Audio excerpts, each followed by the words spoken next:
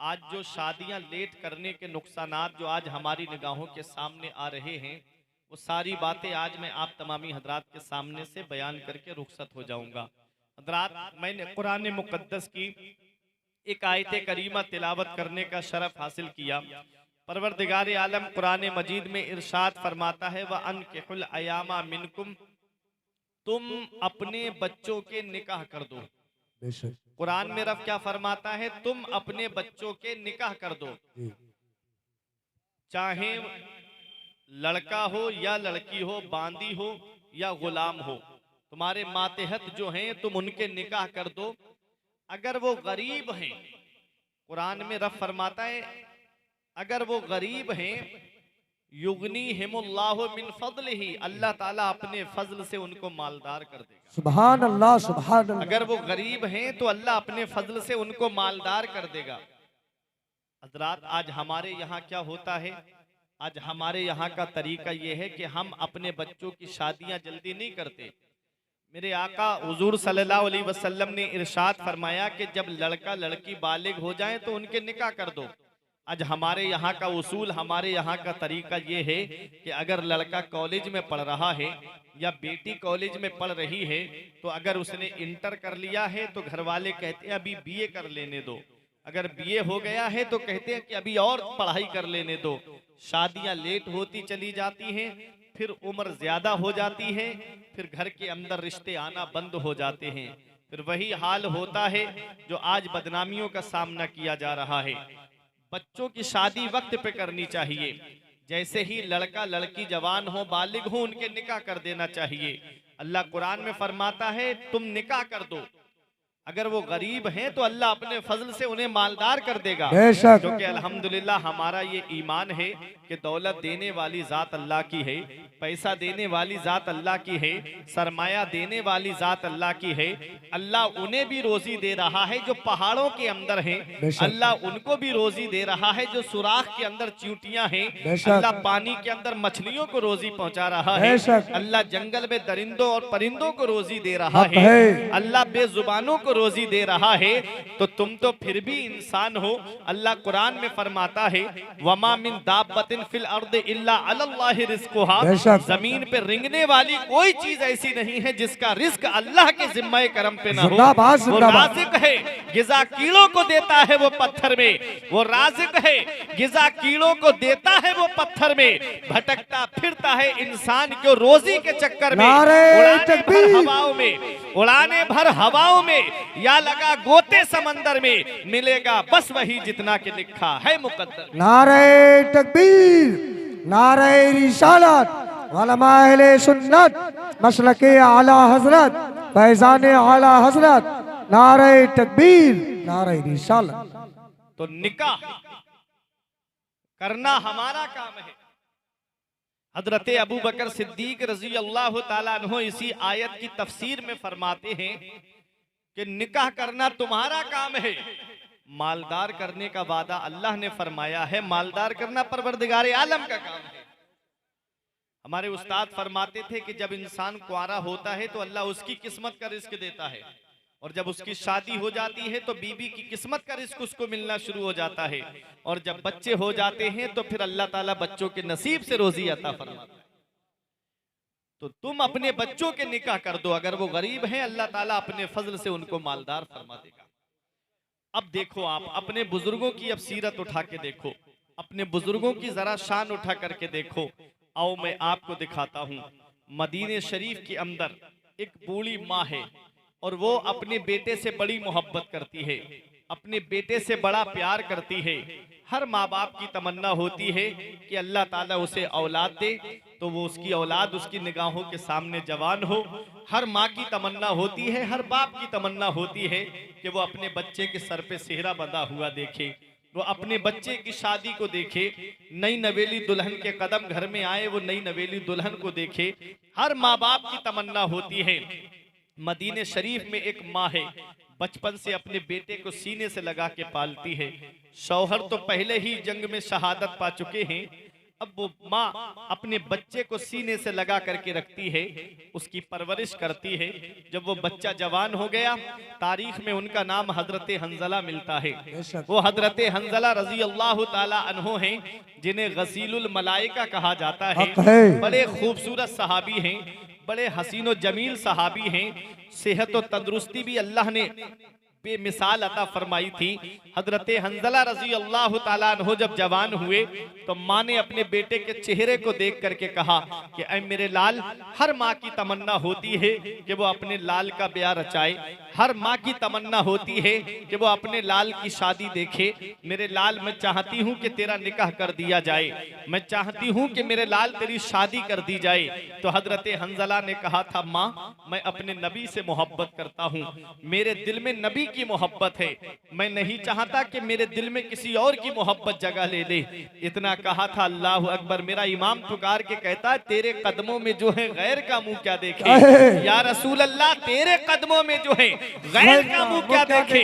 कौन नजरों में जचे देख के तलवा तेरा, तेरे टुकड़ों से पले गैर की ठोकर पे ना डाल, झिड़कियां खाएं कहां छोड़ के सदका तेरा। सुभान अल्लाह।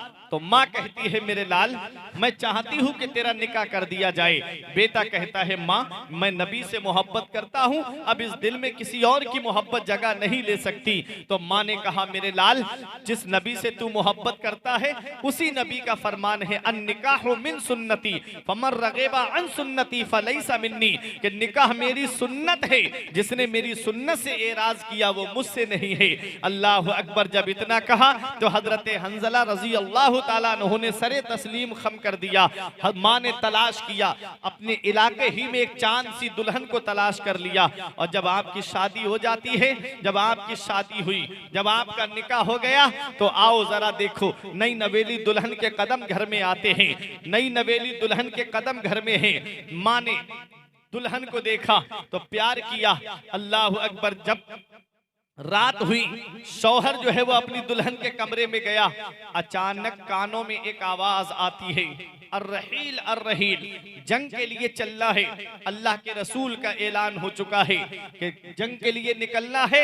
सहाबी रसूल थे, रात का कुछ हिस्सा गुजरा था, कानों में जैसे ही आवाज आई, मोहब्बत हो तो ऐसी हो, इश्क हो तो ऐसा हो, प्यार हो तो ऐसा हो, नबी से सच्ची मोहब्बत हो तो ऐसी हो। अल्लाह अकबर। वो माँ भी कैसी अजमत वाली माँ थी, जिसने अपने बेटे के दिल में नबी की मोहब्बत कूट कूट के भर दी थी।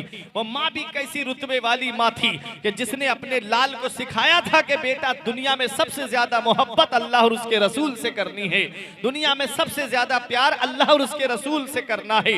माँ की मोहब्बत नीचे रहे, रसूल की मोहब्बत ऊपर रहे, बाप की मोहब्बत नीचे रहे, रसूल की मोहब्बत ऊपर रहे। अल्लाह अकबर। वो माँ थी, माँ वो नबी की हदीस पर अमल करती थी, नबी के फरमान पे अमल करती थी। नबी ने फरमाया कि अपनी औलाद के दिल में नबी की मोहब्बत डाल दो, अपनी औलाद के दिल में अहले बैत की मोहब्बत डाल दो। वो माँ थी जिसने नबी की मोहब्बत औलाद के दिल में डाल दी थी। हजरत हंजला के कानों में जब आवाज पहुंची तो हजरत हंजला बिस्तर से उठे और उठ करके अपना सामाने जंग जो था वो उठा करके चलने का इरादा करने लगे। बीबी ने दामन पकड़ के कहा, ऐ मेरे शौहर, तुम मुझे किसके सहारे छोड़ करके जा रहे हो? क्या मुझसे कोई खता हो गई? क्या मुझसे कोई गलती हो गई? क्या मैं तुमको पसंद नहीं आई? क्या मेरा चेहरा हसीनो जमील नहीं है? तो हजरत हंजला ने एक ही जवाब दिया था, ऐ मेरी शरीके हयात, मैं तुमसे खुश हूँ, तुम्हारे अंदर कोई कमी नहीं है, बस मैं उस मोहब्बत पे तुम्हारी मोहब्बत को कुर्बान कर रहा हूँ जिस पर सारी मोहब्बतें कुर्बान हैं। मैं नबी से सच्ची मोहब्बत करता हूं और अल्लाह के रसूल का फरमान आ चुका है कि जंग के लिए चलना है, इसलिए मैं जंग के लिए निकल रहा हूं। तब बीबी ने कहा था, मेरे शौहर, आप जंग के लिए जाना चाहते हैं तो शौक से चले जाइए, मैं अब आपको रोकूंगी नहीं, क्योंकि मैं रोकने वाली कौन होती हूं? अगर तुम वापस आ गए तो एक गाजी की बीबी कहलाऊंगी, और अगर तुम शहीद हो गए तो मैदान महशर में मैं एक शहीद की बेवा कह के जिंदाबाद जिंदाबाद जिंदाबाद जिंदाबाद। वाह।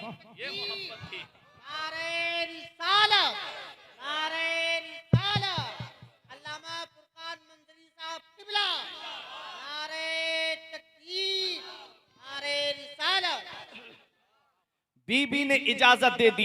अब हजरत हंजला आते हैं और आने के बाद मैदान जंग में पहुंच जाते हैं। बड़ी बहादुरी के साथ मुकाबला करते हैं, बड़ी जामर्दी के साथ में मुकाबला करते हैं, कई काफिरों को जहन्नम में पहुंचा देते हैं और आप उसी जंग के अंदर शहीद हो जाते हैं। अल्लाह के रसूल ने तमाम शुहदा के जिस्मों को इकट्ठा करवाया। जब तमाम शुहदा के जिस्म इकट्ठा हुए तो मेरे आका इरशाद फरमाते हैं, मैं हंजला को नहीं पा रहा हूँ। हजरत हंजला के जिस्म को तलाश किया गया तो हजरत हंजला का जिस्म नजर नहीं आया। तो हजरत सहाबाई किराम ने क्या देखा, आसमान से हजरत हंजला का जिस्म उतरता हुआ आ रहा था। हजरत हंजला का जिस्म जब जमीन पर आया तो आपके जिस्म से पानी टपक रहा था, पानी के कतरे टपक रहे थे। सहाबाई किराम ने आका की तरफ देखा, अर्ज किया, या रसूल अल्लाह, इनके जिस्म से पानी के कतरे क्यों टपक रहे हैं? तो आका इरशाद फरमाते हैं, ये शबे जुफाफ में से आए हैं, ये अपनी बीबी के पास से आए थे और ये गुस्ल नहीं कर पाए थे, मेरी मोहब्बत में जंग में आ गए थे, इसलिए परवरदिगारे आलम ने इनको फरिश्तों से गुस्ल दिलवाया है। ये हजरत हंजला का मकाम है, ये सहाबी रसूल की शान है कि इनको इतनी बड़ी अजमत किस लिए मिली है। तो तुम्हें भी ये कहना पड़ेगा कि हजरत हंजला को इतना बड़ा मकाम जो मिला है, इतनी बड़ी अजमत जो मिली है, इतना बड़ा प्यार जो मिला है कि फरिश्तों ने उन्हें गुस्ल दिया है, उन्हें गसीलुल मलाइका कहा जाता है। ये इतना बड़ा शरफ जो मिला है वो नबी की मोहब्बत से मिला है, नबी के प्यार की वजह से मिला है। इसी को मेरा इमाम कहता है, जान है इश्क़े मुस्तफ़ा रोज फुजू करे खुदा, जान है इश्क़े मुस्तफ़ा रोज फुजू करे खुदा, जिसको हो दर्द का मजा नाज़े दवा उठाएगी। ऐ इश्क तेरे सदके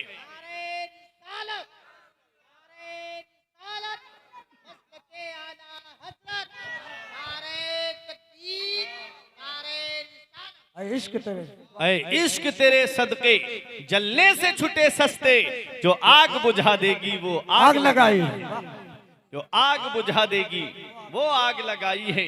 अन्निकाहु मिन सुन्नती फमन रगेबा अन सुन्नती फलैसा मिन्नी, निकाह मेरी सुन्नत है, जिसने मेरी सुन्नत से एराज किया, आका फरमाते वो मेरे तरीके पे नहीं।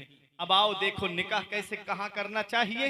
हदीस पाक में क्या आता है, मदीने वाले मुस्तफ़ा इरशाद फरमाते हैं, मेरे आका ने इरशाद फरमाया, तुनकाहुल मरअतु लिअरबईन। आका फरमाते हैं जब कोई निकाह करने का इरादा करता है तो वो चार चीजें देखता है। कितनी चीजें? चार चीजें देखता है। जब कोई निकाह करने का इरादा करता है तो चार चीजें देखता है। वले जमालेहा, लड़की की खूबसूरती देखता है। वले हसबेहा, लड़की का खानदान देखता है। वले मालेहा, लड़की का माल देखता है, दौलत देखता है। वले दीनेहा, लड़की की दीनदारी देखता है, परहेजगारी देखता है। आका फरमाते हैं, फज़फर बिज़ाति दीन, ऐ मेरे उम्मती, जब तू निकाह करने का इरादा करे तो लड़की की दौलत मत देखना, उसका हुस्न जमाल मत देखना, उसका खानदान मत देखना, उसका माल मत देखना, बल्कि उसकी दीनदारी को देखना, उसकी परहेजगारी को देखना। वो नमाज पढ़ती है कि नहीं पढ़ती है, वो कुरान की तिलावत करती है कि नहीं करती है, वो रमज़ान शरीफ में रोज़े रखती है कि नहीं रखती है। क्योंकि माल दुनिया की जीनत है, माल दुनिया में ख़त्म हो जाता है। हस्ब नसब, ख़ानदान का जो दबदबा होता है, चंद लोग होते हैं जिनका दबदबा रहता है, वो दुनिया से गए, दबदबा ख़त्म। और एक से बढ़ के एक दबदबे वाला आज दुनिया में मौजूद है, तो दबदबा भी ख़त्म हो जाता है, माल भी ख़त्म हो जाता है, और आगे चलो ये खूबसूरती भी ख़त्म हो जाती है। और आज की खूबसूरती का क्या खूबसूरती है, ब्यूटी पार्लर जाने से पहले देख लो और ब्यूटी पार्लर से आने के बाद में देख लो। ये खूबसूरती है, चंद दिन के बाद में चेहरा ख़राब होने लगता है, चंद दिन के बाद में चेहरे पे दाग धब्बे पड़ना शुरू हो जाते हैं, चेहरा खराब होना शुरू हो जाता है। एक नमाज है जिससे चेहरा नूरानी हो जाता है। सुभान अल्लाह। नमाज पढ़ने से चेहरे पे नूरानियत आती है। हक नुमाई से कभी दूर नहीं हो सकता, गैर के सामने मजबूर नहीं हो सकता। जो लगाता है चेहरे पे वुजू का पानी, उसका चेहरा कभी बेनूर नहीं हो सकता। नारे तकबीर, नारे रिसालत, उलमा अहले सुन्नत, अल्लामा फुरकान रज़ा साहब मंजरी, सुभान अल्लाह। तो खूबसूरती नमाज पढ़ने से आती है। और पांचों वक्त की नमाज पढ़ने के बाद तहज्जुद की नमाज जो पढ़े, उससे चेहरे पे नूर आता है। बेशक चेहरे पे नूरानियत आती है तहज्जुद की नमाज पढ़ने से। अब आओ जरा देखो, नबी फरमाते हैं कि तुम माल देख के निकाह मत करना, खानदान देख के निकाह मत करना, हुस्न जमाल देख के निकाह मत करना, बल्कि दीनदारी को देख के निकाह करना।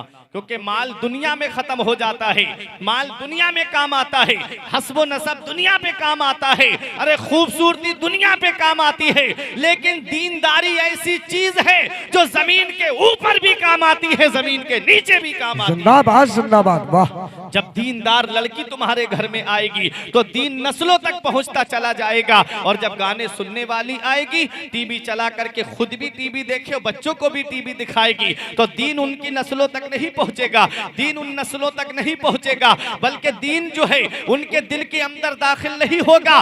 दीन तभी दिल के अंदर दाखिल होगा जब घर के अंदर माहौल इस्लामी होगा, घर का माहौल नमाज पढ़ने वाला होगा, तो बच्चे भी नमाज पढ़ते नजर आते हैं, बच्चे अपने बड़ों को देखते हैं, अगर वो गाने गाते हैं तो बच्चे भी गाने गाते हैं, अगर वो नमाज पढ़ने जाते हैं तो बच्चे भी उनके साथ में नमाज पढ़ने के लिए जाते हैं। तुम चाहते हो कि घर का माहौल दीनी माहौल हो जाए, तो अपने बच्चों को दीनी माहौल में ढालो। और सबसे पहला मदरसा माँ की गोद होती है, और माँ चाहे तो बच्चे को नेक बना दे, माँ चाहे तो बच्चे को बिगाड़ दे। अगर माँ गोद में लेकर के उसे गाने सुनाएगी तो बच्चे गाने गाते हुए नजर आएंगे, और माँ अपने बच्चे को कलमा शरीफ सुनाएगी तो बच्चे कलमा पढ़ते हुए नजर आएंगे, बच्चे नाते पढ़ते हुए नजर आएंगे।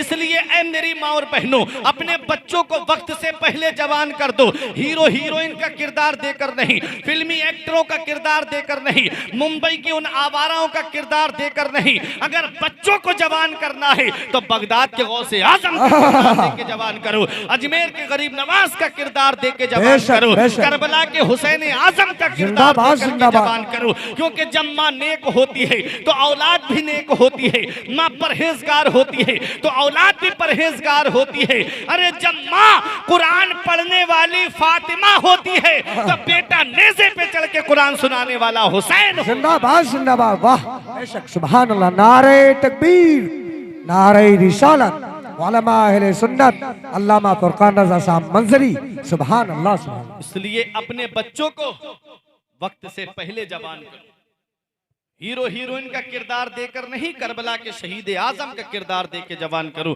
ये मत देखो मोहल्ले वाले क्या कहेंगे, ये मत देखो खानदान वाले क्या कहेंगे, ये मत देखो तुम्हारे रिश्तेदार क्या कहेंगे। जमाना खफा है तो क्या गम है इसका, जमाने को ठोकर लगाए चला जा, जमाना ही एक दिन तेरे साथ होगा, तू आका को अपने मनाए चला जा। हमें अपने नबी को राजी करना है, हमें अपने रसूल को राजी करना है।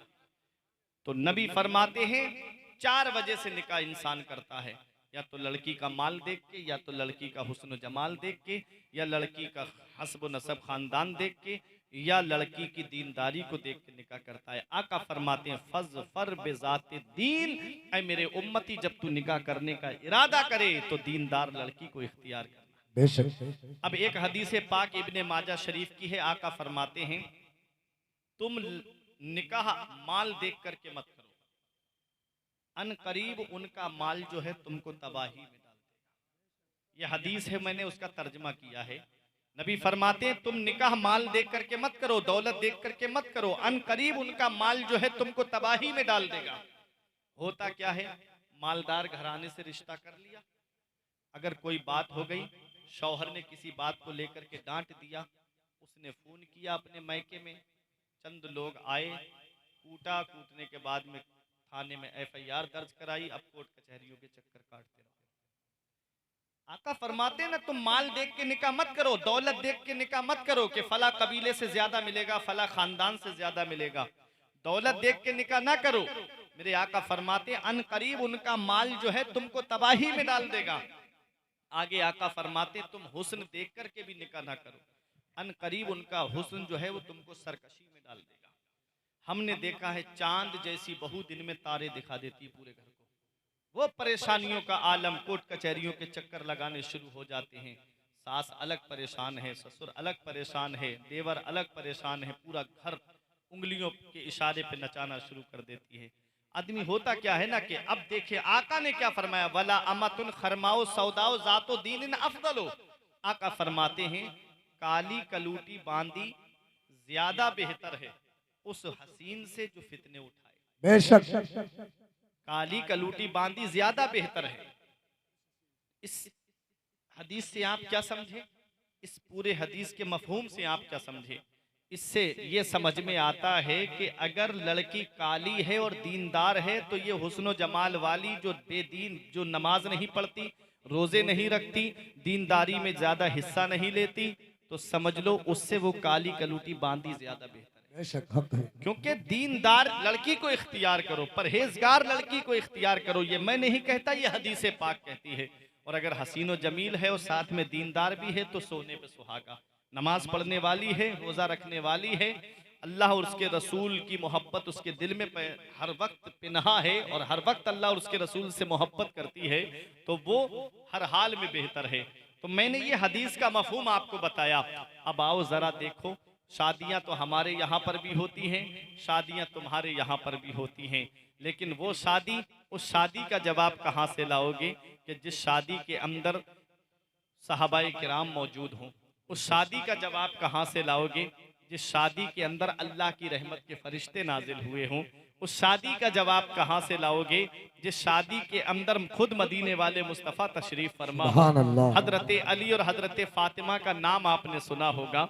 आओ जरा देखो, मेरे आका हुजूर सल्लल्लाहु ताला अलैहि वसल्लम ने अपनी लाडली बेटी फातिमा ज़हरा का निकाह मौला अली शेर खुदा के साथ कैसे सादगी के साथ में किया है। शादी करो तो ऐसी करो सादगी के साथ जैसे अली का अक्द हुआ फातिमा के साथ। आज हमारे यहाँ शादियां होती हैं, जब बेटा जवान हो जाता है तो दिल में कई किस्म की बातें आने लगती हैं। कोई कहता है कि मैं अपने बेटे की शादी में डांस पार्टी लाऊंगा, कोई कहता है इसकी शादी बैंड के साथ में लेकर के जाऊंगा, बैंड बाजे के साथ में इसकी शादी लेकर के जाऊंगा। इतना याद रखना, ये फजूल खर्ची जो आज हो रही है, जब शादी ब्याह के मौके पे थोड़ा एक बार दिल पे हाथ रख कर के मुझे ये बताओ, आका फरमाते हैं अन निकाहो मिन सुन्नती फमर रगेबा अन सुन्नती फलैसा मिन्नी। निकाह मेरी सुन्नत है। आका ने क्या फरमाया? निकाह मेरी सुन्नत है। अब नबी की सुन्नत अदा करने जा रहे हैं, अब उसके अंदर डांस पार्टी आए, उसके अंदर बैंड बाजा आए, तो बताओ क्या इस सुन्नत में बरकत रहेगी? मुझे बताओ थोड़ी देर के लिए, क्या ये सुन्नत में बरकत रहेगी? शादी का जब कार्ड हम छपवाते हैं, शादी का जब कैलेंडर छपवाते हैं, तो उस पे क्या लिखवाते हैं? शादी मुबारक। लिखवाते के नहीं लिखवाते? मौलाना अब्दुल अली साहब बैठे हैं, मौलाना अमीन साहब हैं, ये सब हजरात जानते हैं शादी मुबारक। और मुबारक के माना क्या आते हैं? बरकत वाली शादी। मुबारक के क्या माना है? बरकत वाली शादी। अब थोड़ी सी जहन को करीब करके मुझे ये बताओ, जिस शादी में डांस पार्टी नाचे, जिस शादी में बैंड बाजा बजे, क्या उस शादी में बरकत होगी? नहीं। आप बताओ मुझे, क्या उस शादी में बरकत होगी? हरगिज बरकत नहीं होगी। नबी की सुन्नत अदा करने जा रहे हो, काम शैतानी कर दिए, अब बताओ उस शादी में बरकत नहीं होगी। यही वजह है कि एक महीना नहीं गुजरता, एक साल नहीं गुजरती, बहू अपना चूल्हा अलग कर लेती है। वो बूढ़े माँ बाप जिन्होंने कहा था बड़े शौक और अरमान के साथ में बच्चे की शादी करेंगे, अब झोपड़ियों में रह करके कुसुम पुरसी की जिंदगी गुजार रहे हैं। कहते हैं बहू ने लड़के पे करा दिया और लड़के को अपने कब्जे में कर लिया है। अब वो माँ बाप का कहना नहीं मानता, अब बेटा तुम्हारा कहना कहां से मानेगा? जब तुम नबी की सुन्नत अदा करने जा रहे थे तो शैतानी कामों को दाखिल कर लिया। नबी की प्यारी सुन्नत अदा करने जा रहे थे तो ला करके शैतान पहले ही से घर में दाखिल कर लिया। अब बताओ उस शादी में बरकत कहां से होगी? उस निकाह में बरकत कहां से होगी जहां शैतानी काम हो जाए? आज अगर मैं किसी के घर में झांकूं तो मेरे ऊपर इंसान मारने के लिए तैयार हो जाएगा। मौलाना हमारे घर में बहू बेटियां बैठी हैं, तुम्हारी नजर कैसे पड़ गई? जरा थोड़ी सी देर के लिए ये बताओ, जब डांस पार्टी घर के दरवाजे पे नाचती है, बहू भी देख रही है, बेटी भी देख रही है, बहनें भी देख रही है, बूढ़ी माँ भी देख रही है, तब गैरत कहाँ चली जाती है? ए प्यारे मुसलमानों, ये दुनिया हमेशा रहने की जगह नहीं है। चंद दिन के लिए दुनिया में आए हो, ये दुनिया छोड़ करके चला जाना है। अगर कभी दौलत पे घमंड आने लगे, कभी पैसे पे घमंड घमंड आने लगे, कभी जवानी पे घमंड आने लगे, कभी सेहत पे घमंड आने लगे, तो एक चक्कर कब्रिस्तान का लगा लिया करो। वहां तुमसे ज्यादा दौलत वाले लेटे हैं, वहां तुमसे ज्यादा पैसे वाले लेटे हैं, वहां तुमसे ज्यादा सरमाए वाले लेटे हैं, वहां तुमसे ज्यादा हसीनो जमील लेटे हैं, वहां तुमसे ज्यादा ताकतवर लेटे हैं। जो कहते थे जिनकी नाक पे मक्खी नहीं बैठती थी, आज वो कब्र के अंदर उनकी हड्डियां सड़ गई हैं, उनकी रूह तमन्ना कर रही है मौला एक बार दुनिया में भेज दे, कभी सजदे से सर नहीं उठाएंगे। तुम्हारे पास तो जिंदगी की सांसें मौजूद हैं, फिर भी आज मस्जिदें हमारी वीरान हो गई। हमने सिनेमा घर आबाद कर दिए, आज हर घर के अंदर टीवी है, हर हाथ में टीवी है, हर जेब में टीवी है, हर गली कूचे में बैठ करके देखो मुसलमानों के 4-4, 5-5 बच्चे टोलियां बना करके कोई गेम खेलता नजर आता है, कोई व्हाट्सएप चलाता नजर आता है, कोई फेसबुक चलाता नजर आता है। इस तरह से आज इन बच्चों की जिंदगी गुजर रही है। तालीम से इनको मतलब नहीं, शिक्षा से इनको मतलब नहीं, एजुकेशन से इनको मतलब नहीं। जिस कौम के हाथ में कलम नहीं होता है उस कौम का नाम सफाए हस्ती से मिटा दिया जाता है। जिस कौम के पास तालीम नहीं होती है उस कौम को जानवरों में शुमार किया जाता है। तुम चाहते हो कि सरदारी का सेहरा सर पे बांध दिया जाए, तुम चाहते हो कि कामयाबी का सेहरा सर पे बांध दिया जाए, तो अपने बच्चों को तालीम दिलाओ, अपने बच्चों को एजुकेशन दिलाओ, अपने बच्चों को शिक्षा दिलाओ। अफसोस होता है जब बैंक के अंदर जाकर के जब एक बूढ़ा शख्स दाढ़ी है उसकी दूसरे लोगों से जाके कहता है हमारा फार्म तुम भर दो, हमारा फार्म तुम भर दो, कोई भरने के लिए तैयार नहीं होता, तो बेचारा कैसे जिंदगी अपनी उसके ऊपर अफसोस होता है कि हाय काश मैंने तालीम हासिल की होती तो आज किसी के सामने मुझे जो है वो किसी की मन्नत समाजत नहीं करना पड़ती। लेकिन हुआ क्या, आज हमने तालीम नहीं हासिल की, इल्म हासिल नहीं किया। यही हाल आज हमारे बच्चों का होता जा रहा है। दुनिया चंद दिन की है, तालीम हासिल कर लो, एजुकेशन हासिल कर लो, और दुनिया से जब जाना हो तो नबी की मोहब्बत का चिराग दुनिया से सीने में रोशन करके दुनिया से जाना, और ये कहते हुए जाना कि लहिद में इश्क रुखे शह का दाग लेके चले, लहिद में इश्क रुखे शह का दाग लेके चले, अंधेरी रात सुनी थी चराग ले। सुभान अल्लाह। नारे तकबीर, नारे रिसालत, उलमाए सुन्नत, मसलके आला हजरत, नारे तकबीर, नारे रिसालत। शादी निकाह है क्या? हमें निकाह नबी की सुन्नत अदा करने जा रहे हैं, बरकत वाला काम करने जा रहे हैं, तो ऐसा काम करो जैसा हमारे सदर हुसैन साहब ने किया कि अपने बेटे के निकाह के मौके पे नबी के नाम की महफिल को सजाया। अपने घर में नबी के नाम की महफिल को सजाओ। शादी जाने से एक दिन पहले, अरे जो औरतें रात में जागती हैं, पूरी करती हैं, क्या अच्छा हो कि औरतें जो हैं वो बैठ करके कुरान की तिलावत करें, नबी करीम सल्लल्लाहु अलैहि वसल्लम पे बैठ करके तस्बीह पढ़े, और ढोल लेकर के बैठ जाती हैं, बस अपना राग शुरू कर देती हैं, पता नहीं कहाँ से लेकर के आती हैं और कहाँ से पढ़ना शुरू कर देती हैं। ये काम जो है नहीं, बैठ करके कुरान की तिलावत करो ना, शादी में बरकत होगी। आने वाली दुल्हन जो तुम्हारे घर में आएगी, अल्लाह ताला उसके नसीब से इतनी बरकतें अता फरमाएगा कि नस्लें खाएंगी तब भी वो बरकत खत्म नहीं होगी। लेकिन हुआ क्या, आज हम सब अपने नबी की शरीयत पे अमल करना भूल गए, अपने नबी के बताए तरीके पे चलना छोड़ दिया हमने। यही वजह है कि आज हमारे घरों के अंदर सुकून नहीं है, आज हमारे घरों के अंदर जो है वो आराम नहीं है। शौहर घर में घुसे वही टेंशन वाली बातें, बाहर निकल के जाए तो टेंशन, फोन कर करके कहाँ हो, इस तरह की बातें। घर के अंदर शौहर का दिमाग पूरा उलझन में रहता है। वजह क्या है कि घर का माहौल दीनी माहौल नहीं है, घर का माहौल नमाज पढ़ने वाला माहौल नहीं है। 5 वक्त की नमाज पढ़ो, अल्लाह की इबादत करोगे, कुरान की तिलावत करोगे तो एक दीनी माहौल हो जाएगा। प्यारे मुसलमानों, शादियां हमारे यहाँ पर भी होती हैं, शादियां तुम्हारे यहाँ पर भी होती हैं, लेकिन किसी का रिश्ता उसका बाप तय करता है, किसी का रिश्ता उसका भाई तय करता है, किसी का रिश्ता उसके दोस्त तय करते हैं, किसी का रिश्ता उसका मामू तय करता है, किसी का रिश्ता खालू तय करता है, किसी का रिश्ता फूफा तय करता है, किसी का रिश्ता उसके पड़ोसी तय करते हैं। लेकिन उस शादी का जवाब कहां से लाओगे, उस रिश्ते का जवाब कहां से लाओगे जिसमें दूल्हा भी शान वाला है, दुल्हन भी शान वाली है, दूल्हा भी लाजवाब है, दुल्हन भी लाजवाब है। दूल्हा वो है जिसके लिए नबी फरमाए मन कुंतो मौला हो वहाजा अलीयुन मौला, बेशक, बेशक। मैं जिसका मौला हूँ अली उसके मौला है।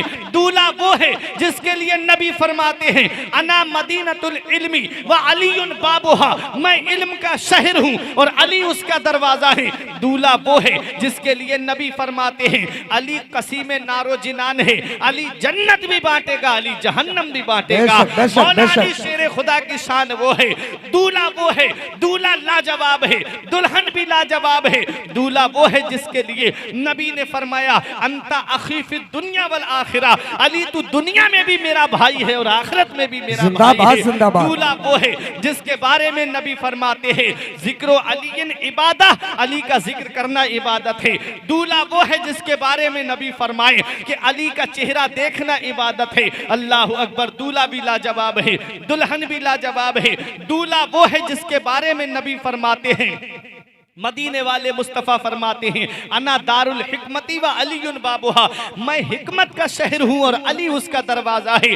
दूल्हा भी लाजवाब है और दुल्हन वो है जिसके बारे में नबी फरमाए फातिमा तो बिदअतुम मिन्नी, फातिमा मेरे जिगर का टुकड़ा है। बेशक, वाह। दुल्हन वो है जिसके लिए नबी फरमाए, नबी फरमाते हैं फातिमा जन्नती हूर है। अल्लाह अकबर। दुल्हन वो है कि जो नबी की बारगाह में आए तो नबी उठ करके इस्तिकबाल के लिए खड़े हो जाएं, नबी उनकी पेशानी को बोसा दें और अपने बैठने की जगह पे बिठाएं। तो दूल्हा भी लाजवाब है, दुल्हन भी लाजवाब है। आज वो रिश्ता होने जा रहा है, आज वो निकाह होने जा रहा है। अल्लाह अकबर। मदीने वाले मुस्तफ़ा की बारगाह में मौला अली शेर खुदा हजरत अबू बकर हजरत उमर रजी अल्लाह ताला अन्हुमा के कहने पर नबी की बारगाह में आए और आकर के मेरे नबी की बारगाह में अर्ज करते हैं, सलाम अर्ज करते हैं और आकर के शर्म की वजह से बैठ जाते हैं। कुछ नहीं बोल पाए, आका तो दिलों के राज जानने वाले हैं। मदीने वाले मुस्तफ़ा ने फरमाया अली फातिमा के निकाह के ताल्लुक से आए हो? सर हिला के अर्ज किया हाँ या रसूल अल्लाह। नबी ने फरमाया जाओ,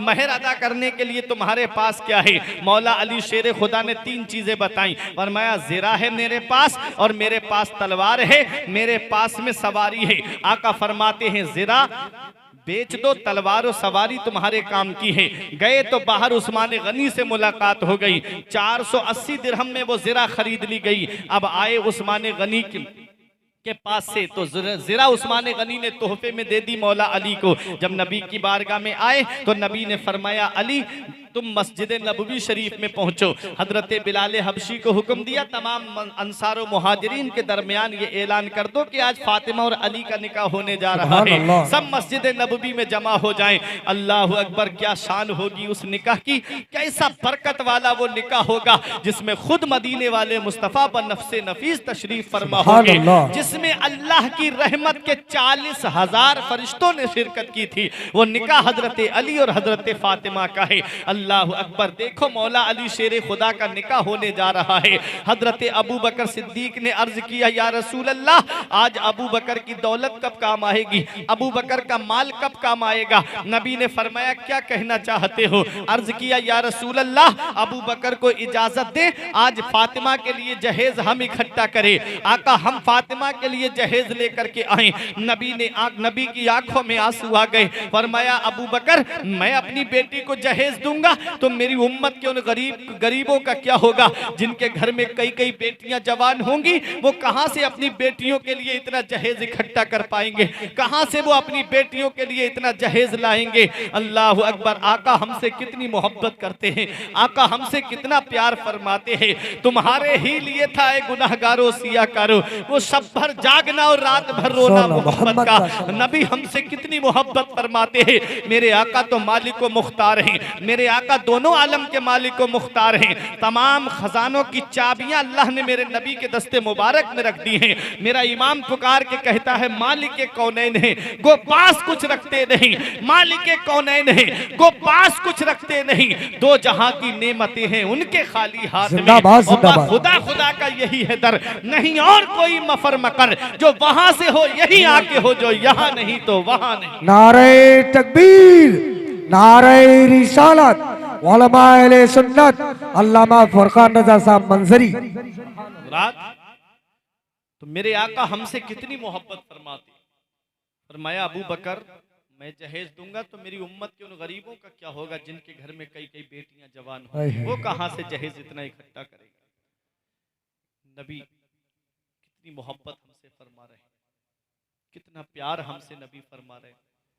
आज हमारा रिश्ता उसी नबी की बारगाह से कमजोर हो गया। आज उस नबी की बारगाह से हमारा रिश्ता कमजोर होता जा रहा है। वो सहाबाए किराम थे जो जान माल सब नबी के कदमों पे कुर्बान कर देते थे। आला हजरत फरमाते हैं, जानो दिल तेरे कदम पर वारे, जानो दिल तेरे कदम पर वारे, क्या नसीबे हैं तेरे यारों के, सिद्को अदलो करम हिम्मत में 400 शोहरे हैं इन चारों के। बहरे तस्लीम अली मैदा में सर झुके रहते हैं तलवारों के, कैसे आकाओं का बंदा हूँ रजा, बोल बाले मेरी सरकारों के। तो वो मेरे आका हैं। आज जिसके घर में 3-3 बेटियां जवान हैं, रात को नींद नहीं आती, जहेज की लानत ने मेरे मुआशरे को तबाह कर दिया। आज वो मुसलमान जिनका इस्लाम सादगी के साथ निकाह करने का पैगाम देता है, आज उनके यहाँ की शादियाँ देखो, ऐसी ऐसी डिमांडें चल रही हैं जहेज के नाम पर कि आज मुस्लिम बेटियां जो हैं वो हमारी इर्तिदाद की तरफ जा रही हैं। अगर आज भी नबी की सुन्नत पे अमल करके निकाह होने लगे तो आज भी हमारी बेटियों की इस्मत भी महफूज हो जाए और उनका ईमान भी बच जाए। लेकिन आज मेरे मुआशरे को तबाही के उस दहाने पे इस जहेज की लानत ने पहुंचा दिया कि बेटियां जो हैं बाज खुदकुशी कर लेती हैं। अभी देखा नहीं था, आयशा नाम की लड़की ने समंदर में कूद के जान दी थी और उसने कहा था मुझे मर्दों की ज़ात से नफरत होने लगी। शादी के बाद उसको ससुराल में टॉर्चर किया जाता था कि ये सामान लेके आ, वो लेके आ, इतने पैसे लेके आ। वो गरीब घर की लड़की कहाँ से इतना जहेज लेके आए, कहाँ से इतने पैसे लेके आए। रक्षा चलाने वाला गरीब, टुक टुक चलाने वाला गरीब, मजदूरी करने वाला गरीब, दूसरों के खेतों में काम करके 200-300 रुपए की मजदूरी करने वाला गरीब कहाँ से अपने घर का खर्चा चलाए और कहाँ से इतना जहेज इकट्ठा करे। कभी मंगनी के नाम पे उसके पैसों को लिया जाता है, कभी दिखनौर के नाम पे पैसे, ऐसी ऐसी रस्में चल गई हैं। कभी चौथी के नाम पे कि इतने जोड़े चाहिए, 40-40 जोड़े, 30-30 जोड़े, और माँ को जेबरी चाहिए, कानों में चाहिए, बहनों को जेबरी चाहिए, कानों में चाहिए। कम से कम 2-2, 3-3 लाख रुपए पे जाकर के मीडियम वाली मंगनी पहुंच रही हैं। बताओ वो गरीब आदमी जो मजदूरी करने वाला है वो कहाँ से अपनी बेटी के लिए मंगनी में जब इतना खर्च हो जाता है, अब शादी के लिए कहाँ से। और इस तरह की डिमांडें करना कि हमारे पड़ोस में फला को अपाचे गाड़ी मिली है, मेरे बेटे को बुलेट चाहिए या स्प्लेंडर चाहिए, इस तरह की डिमांडें करके आज उन गरीबों को सताया जा रहा है। गरीबों के दिल से जरा पूछो कि जिसके घर में बेटी पैदा है, बेटियां अफसोस करती हैं कि काश मौला तूने हमें बेटी ना बनाया होता, हमें पैदा ना किया होता। अल्लाह अकबर, बेटी तो अल्लाह की रहमत है। मदीने वाले मुस्तफ़ा फरमाते हैं जिस घर में बेटी जन्म लेती है उस घर में अल्लाह की रहमतें नाजिल होती हैं। मेरे आका सहाबा के साथ तशरीफ ले जा रहे थे, एक घर से नूर छन छन के निकल रहा था। सहाबा ने अर्ज किया, या रसूल अल्लाह, इस घर से नूर निकल रहा है। आका इरशाद फरमाते हैं, जाओ पता लगाओ, या तो इस घर में किसी यतीम की परवरिश हो रही है, इस घर के अंदर बेटी ने जन्म लिया है। जिस घर में बेटी जन्म लेती है उस घर में अल्लाह की रहमतें नाजिल होती हैं। जिस घर में बेटी आती है और सबसे पहले जिस घर में बेटी पैदा होती है उस वो मदीने वाले मुस्तफ़ा की सुन्नत है, क्योंकि मेरे आका के घर में सबसे पहले बेटी ने जन्म लिया है। अगर बेटी का पैदा होना मनहूस होता, अगर बेटी का पैदा होना नुहूसत होता तो परवरदिगार आलम अपने महबूब को 4-4 बेटियां अता नहीं फरमाता। बेशक बेशक हक है। ये बेटी जहमत नहीं है, बेटी अल्लाह की रहमत।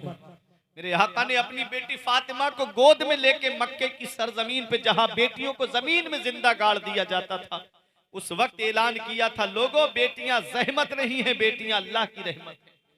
मेरे आका ने फरमाया जिसकी 3 बेटियां हो या 3 बहनें हो वो उनकी अच्छी तरबियत करे, दीनी तालीम दे उनको, और उनकी अच्छे से परवरिश करने के बाद उनका दीनी माहौल में निकाह कर दे, अच्छे घर में निकाह कर दे, तो आका फरमाते वो जन्नत में मेरे इतना करीब होगा जितना शहादत वाली उंगली बराबर वाली उंगली के करीब है।